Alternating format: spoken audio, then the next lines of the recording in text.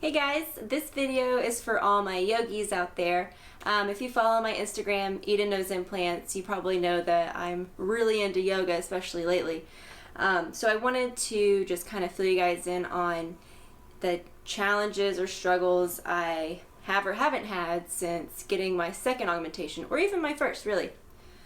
So I'll just dive in.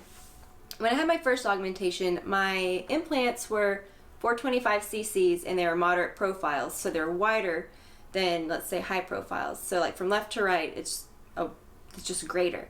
So they were, I don't want to say flatter, but they had a lot less projection. So doing things like laying on my stomach, even chest workouts seemed a lot easier. With the chest workouts, it's probably because I was just at 425. And laying on my stomach, there was more room on the implant from left to right for the saline to disperse. They didn't feel like softballs or anything like that. But now I have 600 cc's and I've kind of experienced a little bit of, I struggle to say the word challenge, but definitely some hurdles I've had to overcome. So when I lay on my stomach now, like completely pronated with my chest and my stomach laying flat, I can definitely feel a huge difference. I now have high profiles, so my projection is a whole lot greater, and from left to right of my implant is more narrow. Not a whole lot more narrow, but it's definitely narrower. So when I lay down, it does feel like I'm laying on two oranges, and before I never even felt that. That's different, and it is a little uncomfortable. And another thing, when I had 425s, I didn't really notice any yoga poses being affected by my implants. But now, because I'm 600, I have noticed only a couple of poses have been more challenging, but they're definitely not impossible to do. So for example, like a shoulder stand, if I had room, I would do it, but I don't know how to cut videos and all that fancy stuff. So if you're in a shoulder stand, everything's fine. Your chest is still relatively laying horizontal to the floor. But as soon as I go into plow pose, where I drop my feet behind my head, my boobs are way more in my face. And if I try to drop my knees on each side of my head, I'm definitely being smothered by my boobs. It's not uncomfortable. It's just awkward. Like you don't want to be like have your boobs all up in your chin while you're doing a workout. I mean, I don't. So there's that problem. Again, it's not a problem. It's just something that is going to happen. Another pose that I found to be more challenging is a low lunge, when your hands are on each side of your foot. So let's say you're in a low lunge and your left foot's in the front. Your hands are on each side of your left foot, and I have noticed that my left knee will be pushing into my left boob, so I have to readjust my upper body, my torso, to where my left breast is actually on the inside of my leg instead of like where it needs to be, so I can get into more of a deep stretch. So there's ways you can modify your yoga pose.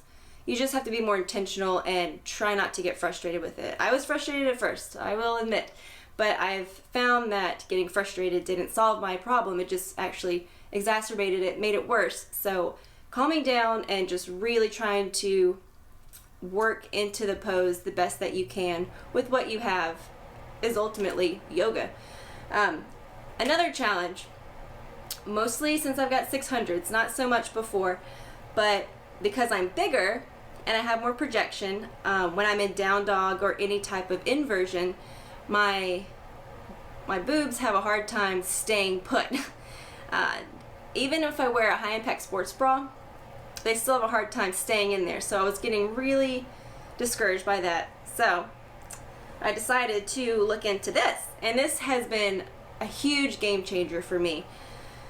I bought a workout shirt. I don't know why it took me so long to figure this out, but anyways, I bought a workout shirt that is high neck. Who would have thought?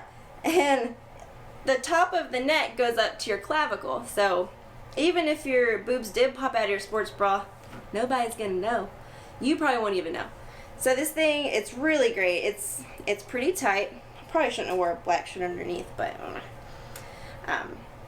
It's snug. It's like a really good yoga shirt, and the bottom of the shirt comes down below your hips and it stays put. So if you do inversions or even down dog, I had a hard time keeping my shirt not to come up. This one's been great. I've been doing yoga in it ever since I bought it. I do wash it. That sounds really gross when I thought about it. But this has been a really, really great workout shirt. I got it on Amazon for $14.99. This is a size small, and it's 57% cotton. I wash it and I hang dry it because I don't want it to shrink, because even if it's pre-washed, I swear, my washer and dryer will shrink anything. So it has been really great. To give you kind of an idea of where I'm at size-wise, my implants right now, not the CCs, but the actual size, is 30. I'm a 32, 34. I fluctuate between the two, triple D. And a small has fit me great. And it's, oh, I should tell you, who makes it. Sophie or Soph, S-O-F-F-E. It's awesome. $14.99. You really can't beat that. I also want to apologize if my layout is crooked or my head's in a weird position. I normally have a tripod holding up my iPhone, so it's stable and predictable, but since we moved to Raleigh about 7-8 weeks ago, I can't find anything, and it's all packed up and in the attic. And so right now, if you can see what I'm seeing, my phone is on a chair, a sewing box, 1, 2, 3, 4, 5 books, and a sock is propping up my phone. So to give you some perspective of what I'm working with, I ordered some more stuff. It's coming, but I really wanted to talk about this because I feel like it comes up a lot. I think that's it. Yeah. If you guys have any questions for me from this video, leave a comment below and I'll address it. I really love yoga, I really love fitness and implants, so if you have any questions, just let me know.